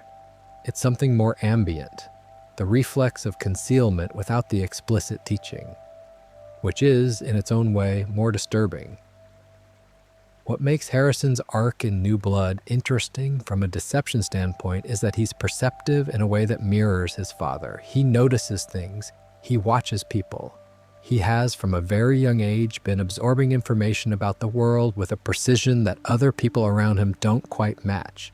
He was literally formed in blood, born in the aftermath of his mother's murder, raised by relatives and foster families and people who knew his history but not how to hold it. And when he finds his father, he wants very much to believe in what he's been given. The process by which Harrison stops believing is careful and quiet. He sees things, he registers them. He doesn't immediately escalate, he asks questions. He watches Dexter's answers, and at a certain point the accumulating evidence reaches a threshold and he can't anymore. He can't keep performing belief in a version of his father that the evidence doesn't support. The thermal camera footage becomes Angela's first real crack in the story. She has evidence that doesn't quite line up with Jim's account of the night Matt disappeared. She starts pulling threads. Meanwhile, she's dating the man she's building a case against, which puts her in a version of the position Dexter's romantic partners are always put in. Knowing just enough to feel uncertain and not quite enough to see the full shape of what they're uncertain about. One of the specific lie constructions in New Blood that I find interesting is the Jasper Hodge situation. Jasper's a drug dealer and Dexter kills him. The kill itself is staged to look like an overdose, which requires specific forensic work to maintain. When Angela starts investigating Jasper's death and notices injection marks that match the Bay Harbor butcher pattern, she's reconstructing the technique from physical evidence, which is exactly what Dexter does professionally. He's left a trace of his method in the evidence, and the person investigating it is someone who has been sleeping in his cabin. The deception and the exposure are happening simultaneously and in close physical proximity, which is a version of the Season 2 dynamic but compressed and more intimate. Miles O'Flynn is another New Blood complication. O'Flynn ends up testifying that Dexter poked him in the neck with a needle, which is accurate, and this testimony links to the ketamine angle. Dexter's response to the O'Flynn problem is to watch how the investigation develops and determine whether it can be managed without active intervention. In New Blood, more than anywhere else in the franchise, Dexter is operating without the infrastructure he had at Miami Metro. He can't access the evidence room. He can't redirect the filing. He's just watching from outside as someone else puts a case together, which means the lie is being tested by a process he can't control. When Angela finally pulls Jim over and asks for his real license, the confrontation at the station is Dexter performing the edited version of the truth one more time. He tells her about Rita, he tells her about Deb, he tells her he drove into a hurricane intending to die and took survival as a sign to start over. All of this is technically true. None of it is the whole truth. He presents trauma as explanation, which is a specific rhetorical strategy he's used before, letting real pain carry narrative weight without using it to illuminate what it actually needs to illuminate. Angela is a better investigator than she gets credit for in the later episodes of New Blood, I think. She doesn't just accept the hurricane story, she keeps working. She finds the ketamine connection. She finds the bone screws from Matt Caldwell's body in the burned wreckage of Dexter's cabin. She calls Angel Batista in Miami, who confirms that Dexter Morgan is wanted in connection with the Bay Harbor butcher case and who arrives in Iron Lake ready to extradite.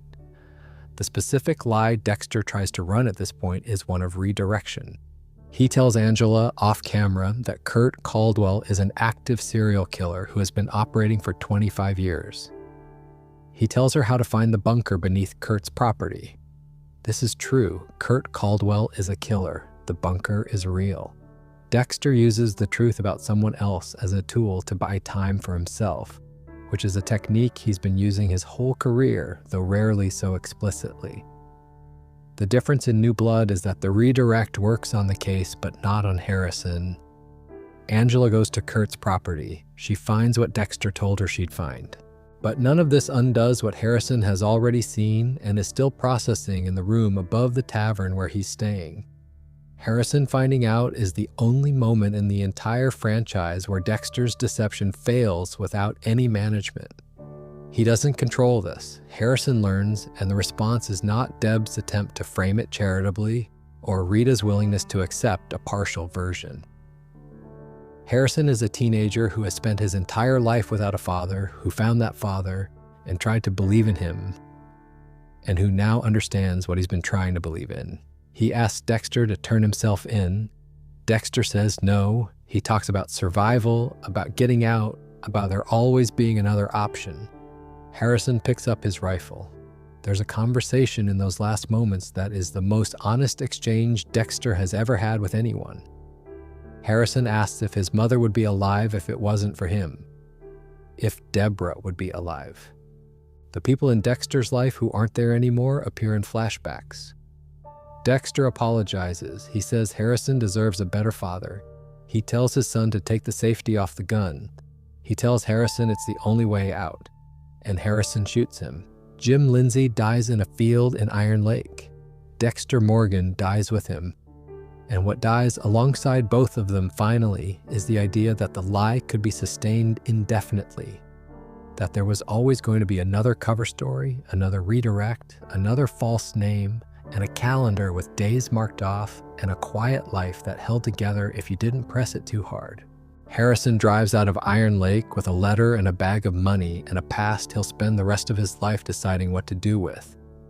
Angela tells her dispatcher to call in an officer-related shooting. She wipes down the rifle. She makes her own choices about what the truth requires. The lie, in the end, was always going to run out. What's surprising, maybe, is how long it lasted. So, that's all of it, or as much of it as fits in one evening. I keep coming back, when I think about the full shape of Dexter's life as a liar, to something fairly simple. Most stories about people who deceive everyone around them are stories about exposure. about the truth finally coming out and justice being served, or consequences arriving, or revelation bringing some kind of resolution. Dexter is sort of that story, but it takes so long getting there, and the arrival is so complicated that the moral of it ends up being harder to locate than you'd expect. Harrison shoots his father, Angela covers it up. The town goes back to being a small town. Angel Batista drives back to Miami without an extradition. The Bay Harbor butcher case stays closed on the name of James Dokes, who was right about everything. If there's a conclusion in there, I think it's something like this. The lie was so complete and maintained so well for so long that even its ending was managed by people who cared enough about someone connected to it to choose discretion over disclosure. Dexter's deceptions outlasted him. The name Jim Lindsay is still clean in Iron Lake. The name Dexter Morgan is still officially dead. There's a version of the show where that's triumphant, where Dexter wins by dying well, where his last act of protecting Harrison from the consequences of what he is represents some kind of closure. I don't quite buy it, and I'm not sure the show fully does either. The ending of New Blood is genuinely ambivalent in a way the show doesn't always manage. Harrison is free of his father. He's also carrying everything his father handed him, the letter, the money, the knowledge, the particular way he looks at people and assesses them. We don't know what he becomes. What I find genuinely fascinating about this character after all this time is not the kills. It's the cognitive load.